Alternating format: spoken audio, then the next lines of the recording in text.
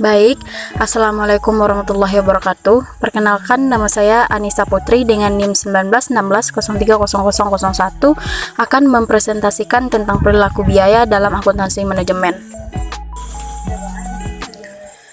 Selanjutnya yaitu ada pengertian perilaku biaya.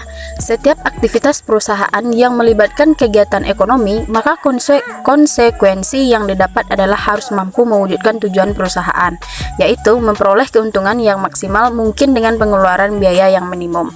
Prinsip ekonomi tersebut kemudian diinterpretasikan ke dalam lingkungan perusahaan, terlebih khususnya perusahaan manufaktur yang memiliki banyak penggunaan biaya dalam kegiatan operasionalnya, seperti biaya bahan baku yang digunakan, biaya tenaga kerja, overhead, dan lain-lain. Perilaku biaya adalah pola yang menggambarkan bagaimana jumlah biaya yang bervariasi atau perubahan aktivitas bisnis. Selanjutnya masuk ke analisa perilaku biaya. Terdapat 3 faktor penting yang mempengaruhi perilaku biaya. Ketiga faktor yang mempengaruhi biaya tersebut adalah: yang pertama, pengaruh manajemen terhadap biaya; yang kedua, karakteristik biaya dihubungkan dengan keluarannya; yang ketiga, pengaruh perubahan volume kegiatan terhadap biaya. Selain ketiga macam faktor tersebut, sebenarnya masih banyak faktor yang lain mempengaruhi perilaku biaya. Faktor ini dapat berasal dari internal organisasi dan eksternal organisasi, seperti kebijakan pemerintah di bidang ekonomi dan politik, tingkat inflasi dan deflasi, perubahan pasar dan persaingan, serta lainnya. Selanjutnya, jenis-jenis perilaku biaya. Jenis-jenis perilaku biaya yang pertama ada biaya variabel ataupun variable cost. Variable cost adalah biaya yang jumlah totalnya berubah sebanding dengan perubahan aktivitas atau volume produksi, sementara jumlah per unitnya tidak berubah. Biaya variabel atau variable cost terbagi menjadi 2. Yang pertama yaitu biaya variabel sejati atau disebut dengan engineered variable cost, yang mana biaya yang memiliki spesifikasi hubungan fisik yang eksplisit dengan pelaksanaan suatu aktivitas. Biaya ini timbul dalam rangka aktivitas operasi normal perusahaan. Contoh konkret untuk biaya ini adalah biaya bahan baku dan biaya tenaga kerja langsung yang berubah volumenya karena proses perekayasaan produk. Yang kedua ada biaya variabel bertahap, dia disebut juga dengan discretionary variable cost, yaitu semacam biaya dictionary yang memiliki pola grafis variabilitas, tetapi bukan karena alasan yang sama seperti bahan langsung atau tenaga kerja langsung.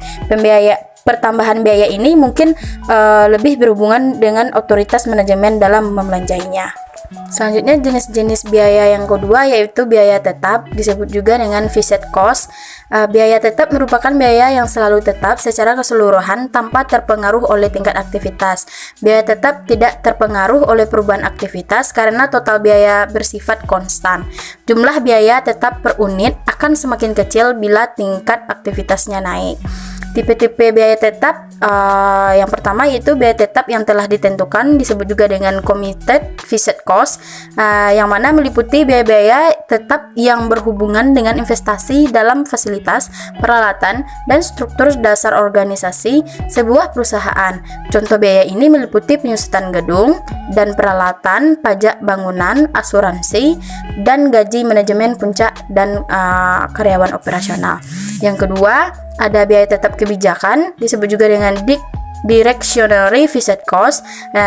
Dikenal juga sebagai managed fixed cost, meliputi biaya-biaya tetap yang timbul dari keputusan-keputusan tahunan manajemen untuk membelanjai bidang-bidang biaya tetap tertentu seperti iklan dan penelitian.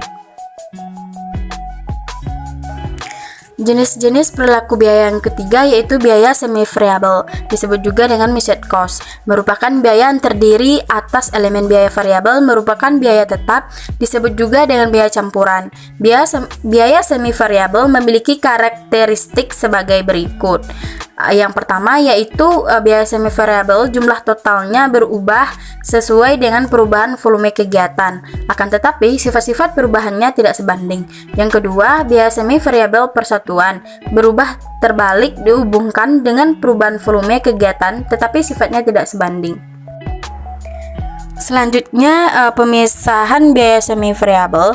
Untuk memisahkan biaya semi variabel ke dalam biaya tetap dan biaya variabel dapat digunakan beberapa pendekatan pemisahan yang meliputi yang pertama yaitu pendekatan intuisi. Pendekatan intuisi atau metode intuisi menggolongkan biaya ke dalam biaya tetap dan biaya variabel dengan meneliti kegiatan, misalnya kegiatan produksi, adanya surat-surat keputusan manajemen, dan kontrak-kontrak perjanjian dengan pihak lain.